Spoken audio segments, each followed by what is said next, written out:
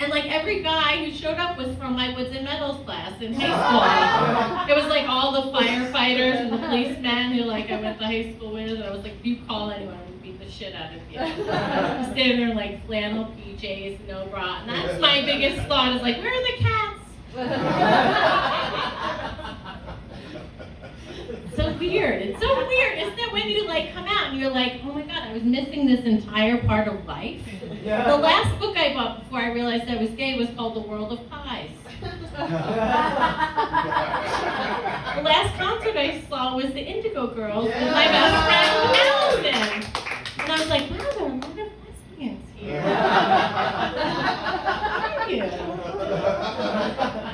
Wow. So it was kind of crazy. So the next person I told after my mom, because this seems great, was another gay comedian. I was like, oh my god, she's gonna tell me what to do. Do they mail me a kit? Is that you're gonna believe me? Because you're like, oh my god, I don't know. I mean, every woman who ever asked it when did you come out? I'd be like, I'm in the bathroom, I know you were talking about it, blah blah blah. But so for years I denied it. I had no idea, really.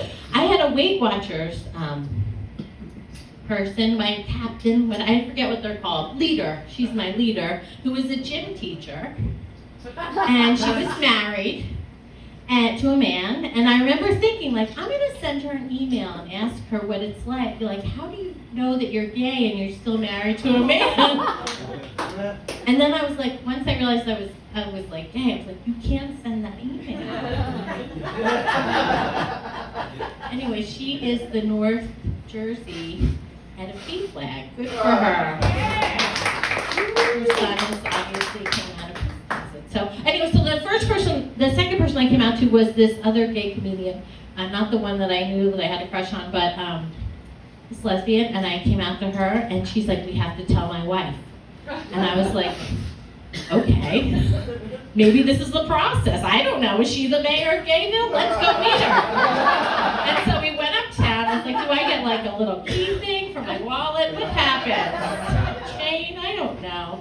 And so we went uptown, and I met her wife, and let's just call her Sam, but that's not kind of her name. But close enough. And Sam, I was like, yeah, I think I'm gay. She's like, why do you think you're gay? I was like, so fucking gay. This is hilarious.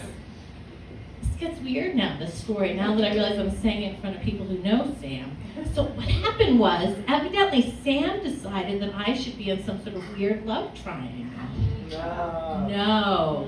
Not to a new girl who just found out she's a lesbian when a car drove through the living room. That is way too much for anyone to handle, right? Come on, I'm not that bright. I sound like this. So anyway, so we spent about a year really like realizing what was good or bad for me. Like, don't do that. That's too much to handle, right? I'm wearing Talbots. I can't do that. On purpose. I'm wearing this on purpose. But the weird thing was, I had decided in life that the funny part was, so I lived my life as a chef and a comedian. I was like, that's not gay. Those aren't lesbian jobs. That's crazy. Where am I going with this? Okay.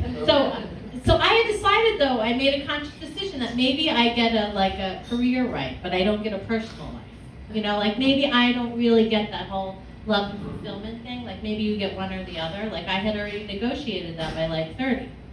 And I had a boyfriend at the time of like 5 or 6 years, and he's like, do you want to get married? And my immediate response was, what's wrong with you? I grew up on Ellen and Oprah. Like, why would I want to do that? So fast forward, this is going to get sad. I probably have 70 more minutes, but I'm going to end on this moment. It's been a while, right? There was a lot of stuff. This is the good microphone, right? I just came from the woods, so I'm actually pretty germ-free right now. It's fine. Honest, I live in Vermont now because that's where the lesbians go. Closer to Canada, we're pretty far. Okay. So when the car, we're gonna get there. So when the car drove through the living room, two things happened. I was like, I've got to get out of my fucking closet because this is ridiculous. I mean, how long are you gonna think, like anything could happen? Literally, an old guy could drive over you. And my mom went like, all of a sudden we thought she had a stroke, we thought she had PTSD, but it ended up she like stopped being able to write quickly, stopped being able to speak. She lost a lot of vocabulary, she'd say a few words.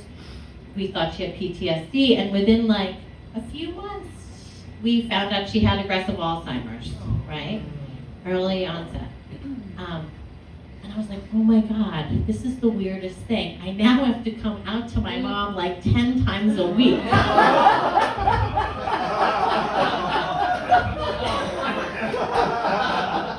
And, you know, it was interesting whenever I would, and I didn't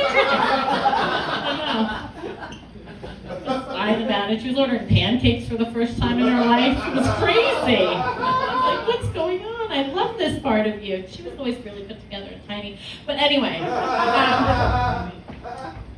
so I'm going to end on this, really. It's true. I am leaving. I'm not just holding this for a support system. I'm going to do a dance now. No. So everyone I had ever dated, including, I even introduced her to Sam, because who knew? I had always said, what do you think about him?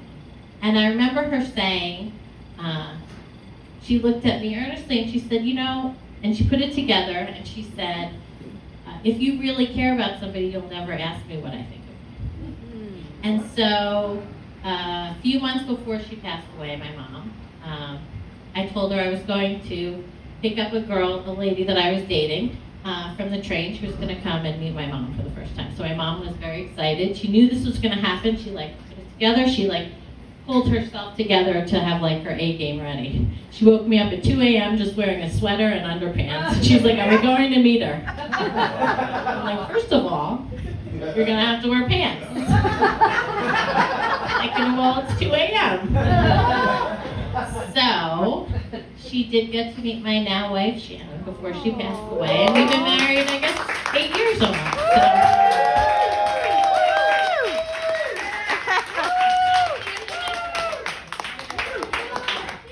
No, I haven't sucked a dick in a while, so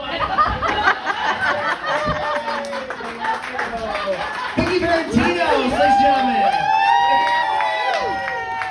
If you're ever in Vermont, go to the Woods. She runs a great monthly show there. March 21st, coming up actually. Amazing. Vicki.